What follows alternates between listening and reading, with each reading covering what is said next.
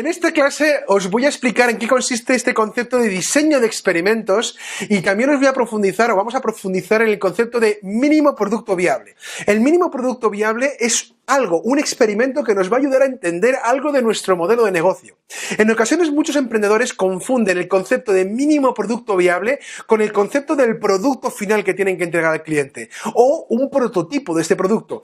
Puede serlo. De hecho, en la mayor parte de los casos lo es, pero no siempre. Y voy a ponerte un ejemplo para esto. No siempre un prototipo, un producto mínimo viable, es lo que realmente necesitamos para aprender. El ejemplo lo contó Steve Blank, en el cual hablaba de una startup que lo que quería hacer es, utilizando drones, quería de alguna manera o de otra dar información a los agricultores con respecto a cómo estaban sus cultivos. Así que ellos pensaban, su idea primera es que su mínimo producto viable fuera una especie como de pequeño helicóptero con unas cámaras y bueno, empezar a hacer fotografías para que el agricultor obtuviera información con respecto a esto y gastarse lo mínimo posible en elaborar este artefacto que volara, ¿no? Bueno, es que un dron que vuele con cámara ya tiene un coste grandísimo para ellos. Pero fíjate, la clave se la dio Steve Blank diciendo, es que eso no es vuestro mínimo producto viable, porque lo que queréis hacer es aprender si realmente los agricultores, con la información que le dais, realmente les aportáis valor, resolvéis el problema que habéis identificado en las entrevistas.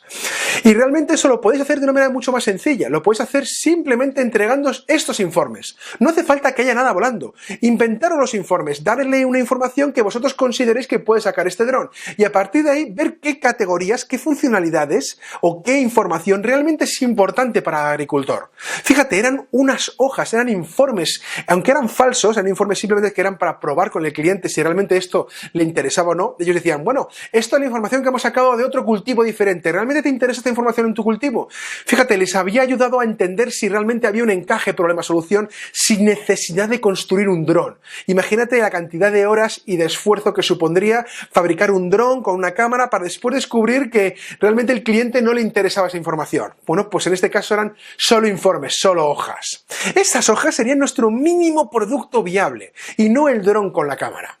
¿Entendido el ejemplo? Lo que te quiero decir con todo esto es que el mínimo producto viable tiene que ser un camino, algo que nos ayude a entender y aprender con el cliente. Puede ser un mínimo producto viable para testar cómo captar cliente, puede ser un mínimo producto viable para entender cómo monetizar con el cliente, o puede ser un mínimo producto viable para entender el canal de distribución. Me da igual, lo importante para nosotros tiene que ser en que nos tiene que ayudar a entender, a descubrir.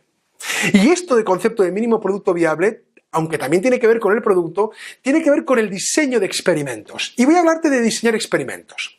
Básicamente el experimento es aquella acción que me va a permitir validar o invalidar mis hipótesis. Hay experimentos muy sencillos y hemos trabajado la semana pasada con experimentos muy sencillos. Por ejemplo, las entrevistas. Las entrevistas ya por definición es un experimento. Fíjate, identificas unas hipótesis en tu modelo de negocio con respecto al problema del cliente y la solución, y sobre todo el segmento de clientes. Después haces entrevistas, ese sería el experimento, obtienes unas métricas, lecciones aprendidas a través de esas entrevistas y validas o invalidas tu hipótesis con esos resultados. Pivotas en tu modelo de negocio. Fíjate, la clave aquí está en que vamos a hacer exactamente lo mismo, pero ahora con la solución. Vamos a diseñar experimentos y ahora se van a complicar un poco más. Vamos a hacer experimentos que van a consistir en ocasiones o prototipos del producto o pretotipos, como también se suele llamar, del producto para entender si realmente el cliente está entendiendo eso. Y para eso vamos a ver técnicas de prototipado. Pero un experimento no es un prototipo, un experimento realmente es como una ficha. Y de hecho en la plataforma te estoy subiendo ahora mismo una serie de fichas, y de hecho una ficha plantilla para que puedas trabajar con ello. Y en esta ficha vas a encontrar 4 puntos que consideramos o que tienen que tener este experimento, esta ficha de experimento. Primero, las hipótesis. Las hipótesis con respecto al problema del cliente. Hipótesis que ya redactaste la tercera semana, acuérdate. Y que es muy importante que ahora las recojas y las pongas en tu ficha del experimento. Ojo, esas hipótesis pueden variar. Si realmente, por ejemplo, hemos descubierto que el problema no era importante. O hemos descubierto que el segmento de clientes no era el que pensábamos. Y al pivotar ahí, seguramente también tengas que pivotar y cambiar y tener nuevas hipótesis con respecto a tu solución. Así que primero, hipótesis con respecto a lo que queremos validar. Segundo punto de la ficha del experimento, el propio experimento, es decir, cómo tiene que ser ese experimento, esa prueba, para que invalide o invalide esta hipótesis que hemos tenido al principio. El punto número 3 es la métrica. ¿Qué métricas me ayudarían a validar o a invalidar esta hipótesis? Te recuerdo, la métrica es muy importante y mi consejo es que la pongas ahora, antes de lanzar el experimento. Y te digo por qué. Veo muchos emprendedores y muchas startups que lo que hacen es lanzar el experimento sin saber qué métrica están queriendo encontrar o qué métrica es importante en ese experimento. Y lo que suele ocurrir es que cuando obtienen una serie de métricas, cuando tienen todos los resultados, tienen que decidir ya con la métrica encima de la mesa. Y como no han tenido un punto de referencia para ver si es válido o inválido, es muy difícil tomar una decisión. Casi siempre la pones como válida. Ponte un punto de sí o no. Un punto que te ayuda a saber si por debajo de este punto es invalidado o por encima de este punto es validado. Así que mi recomendación es que ahora, en esta ficha de experimento, tomes la métrica que realmente te importa. Aunque semanas más adelante tendremos una semana específicamente de métricas, pero ahora solo te pido que pongas una métrica muy básica. Por ejemplo, que un 40% de los clientes le interese comprar el producto, que un 40% de los clientes me hayan pedido un presupuesto, que un 40% de los clientes, me da igual, lo que tú consideres, pero pon una métrica. El 40% es algo muy utilizado. Y por último, quiero que te voy a pedir que hagas algo muy sencillo, que es un plan de acción. En los 4 puntos que tiene la ficha de experimento, es qué acciones tenemos que hacer para poder llevar a cabo nuestro experimento. Si estás tú solo, te pondrás tú como owner, como responsable, qué acción tienes que hacer, qué presupuesto tienes para esa acción y por último, cuál es el timeline, cuál es el día límite para acabar esa actividad. Si sois un grupo, sois una startup, mi recomendación es que la compartáis esta Excel y que cada uno ponga lo que tiene que ir haciendo para ir al unísono. Recuerda, si no pones un plan de acciones para hacer, nunca harás nada. Recuerdo, la ficha del experimento tiene 4 puntos: hipótesis, diseño del experimento, métrica que valida o invalida y plan de acción. Estos 4 puntos son clave para que puedas trabajar en una buena ficha.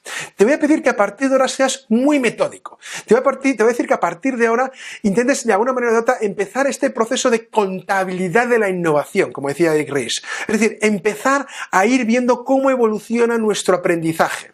Es decir, cómo empezamos a consolidar el aprendizaje validado con el cliente. Si no vas aumentando, vas acumulando este conocimiento validado, al final perderás referencias.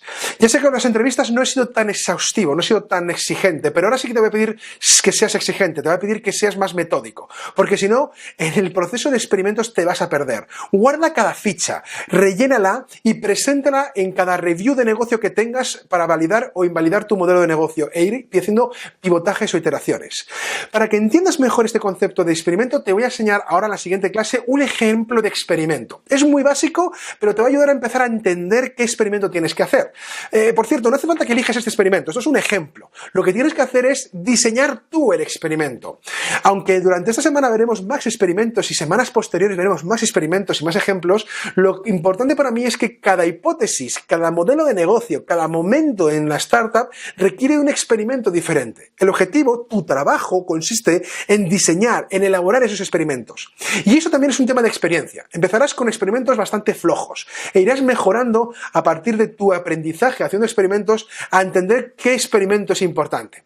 Aunque al final de semana te contaré experimentos como Mago de Oz o el test AB o experimentos de crowdfunding, verás diferentes tipos de experimentos que te van a ayudar mucho a entender qué es lo que tienes que hacer, pero me gustaría que trabajaras en tu experimento, que realmente lo definieras para variar tu hipótesis de modelo de negocio.